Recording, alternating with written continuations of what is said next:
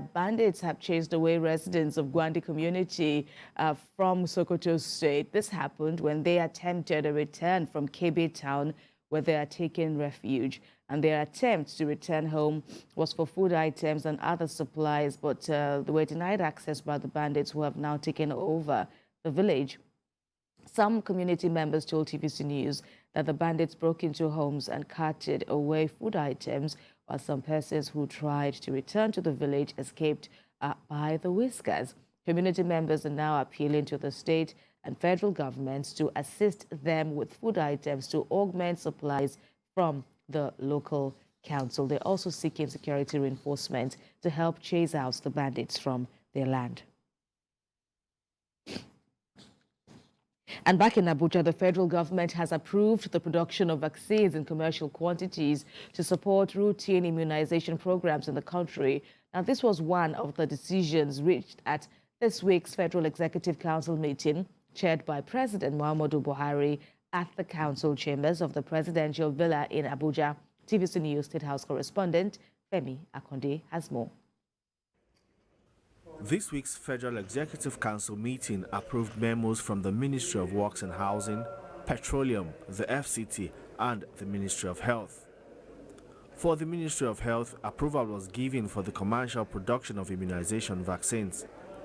The Minister of State says the federal government has entered into partnership with the largest vaccine producer in the world to set up vaccine production plants in Nigeria.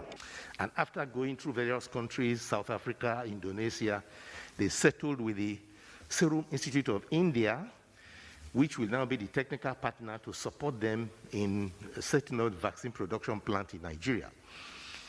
The Federal Ministry of Works and Housing brought a request to the Federal Executive Council to order buyers of two underpriced public properties in Lagos to pay the differentials of the real value of the property. Ministries, departments and agencies, heads of the ministries as accounting officers and the ministers must sign off now on requests for valuation of properties, especially when agencies are trying to buy properties.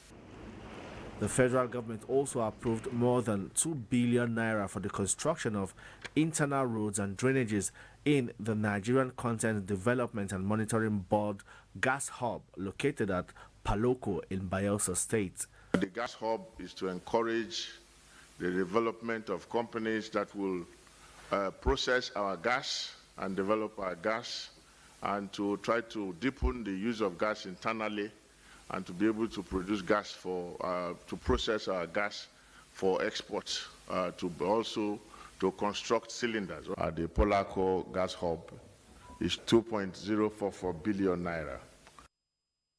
The Federal Executive Council also approved 28 billion naira as the revised estimate total cost for the contract of the provision of engineering infrastructure to Wasa Affordable Housing District in the Federal Capital Territory. Femi Akonde, TVC News, Abuja.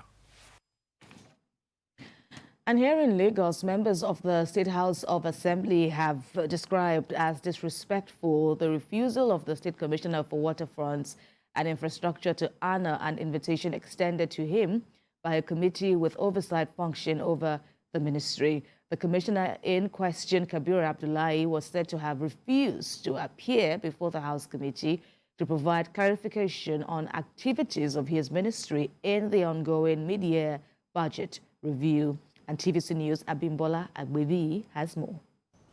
The day's plenary kicked off with a report presented by the chairman of the Lagos State House of Assembly Committee on Waterfront and Infrastructure regarding refusal of the commissioner in charge of the ministry to honor an invitation sent to him. The commissioner, Kabir Abdullahi, was invited to provide clarifications on activities of his ministry, but failed to show up. Currently, the ministry had been invited by the committee. As I'm talking to him, he did not appear. His actions triggered fierce reactions in the House as the lawmakers called for a full-scale investigation into activities of the ministry since Abdullahi's appointment. They also want his appointment as a commissioner for waterfronts and infrastructure to be put on hold. It's actually beyond the committee works and the investigation. I think it's also important for us to also have this same commissioner come to the floor of the and explain to the House the reason why people of Lagos have requested for him to come and make account of his ministry and he has not been able to come, or he feels too reluctant to be to come. Mr. Speaker, I believe and I want to advocate strongly that very tough measures should be taken to serve as deterrent for whosoever it may be, whether commissioner or SA, that disrespect any committee of the House. Reacting to the lawmakers' submissions, the Speaker, Mudashiru Obasa, appealed to the committee and House members to reconsider their prayer. He requested that the commissioner be given another opportunity to appear before the House. The last opportunity to come before the committee with all requested documents. It's not about personal respect or disrespect. It's about institution. We must protect the institution that gave us the power to investigate, to ask questions, to request for documents. Documents have not been submitted when needed, hindering and delaying the assignment of the committee. So it's one of the reasons why the matter was brought before the Honorable House. In what appears like a second chance given to the Commissioner for Waterfront and Infrastructure, Kabir Abdullahi, the Speaker directed the Clerk of the House to write to him to appear before the committee with necessary documents on Thursday, the 15th of September. Abimbola Agbebi, TVC News, Lagos.